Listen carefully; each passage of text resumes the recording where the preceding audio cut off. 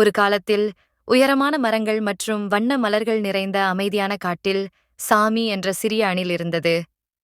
சாமி காட்டிலுள்ள மற்ற எல்லா அணில்களையும் விட சிறியதாக இருந்தது. அதனால் சாமி மற்ற விலங்குகளால் கண்டுக்கப்படுவதில்லை. சிறிய உயிரினங்கள் கூட பெரிய விஷயங்களைச் செய்ய முடியும் என்பதை நிரூபிக்க வேண்டும் என்று சாமி நினைத்தது. ஒரு காலையில் பழைய ஓக் மரத்தில் ஒரு பெரிய விருந்து நடத்த எல்லா விலங்குகளும் முடிவு செய்தது. ஆனால் விருந்தைச் சிறப்பாக செய்ய காட்டில் மிக உயரமான மரத்தின் உச்சியில் இருக்கும் தங்க ஏகோர்ன்களை சேகரிக்க வேண்டியிருந்தது. மரம் உயரமாக இருந்ததால் எல்லா விலங்குகளும் அதன் மீது ஏற பயப்பட்டது. பறவைகள், அங்கே காற்று மிகவும் பலமாக உள்ளது என்று கூறியது. குரங்குகள், கிளைகள் மிகவும் மெல்லியதாக உள்ளன, நாங்கள் ஏற முடியாது என்று கூறியது.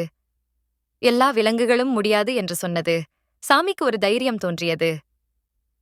நான் சிறியதாக இருக்கிறேன் மற்றும் விரைவாகவும் ஓடுவேன்.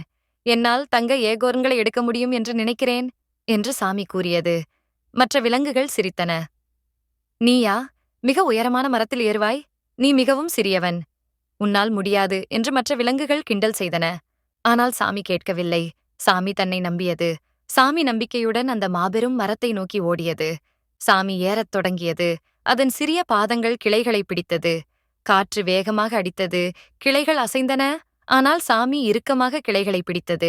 சாமி உச்சியை அடைந்தது. அங்கே தங்க ஏகோர்ன்கள் சிறிய சூரியன்களைப் போல் இருந்தது. சாமி அவற்றை கவனமாக எடுத்து தான் எடுத்துச் சென்ற ஒரு சிறிய பையில் வைத்துவிட்டு இறங்கத் தொடங்கியது. சாமி தங்க ஏகோர்ன்களை கொண்டு வந்ததை பார்த்து எல்லா விலங்குகளும் சந்தோஷமாக இருந்தது.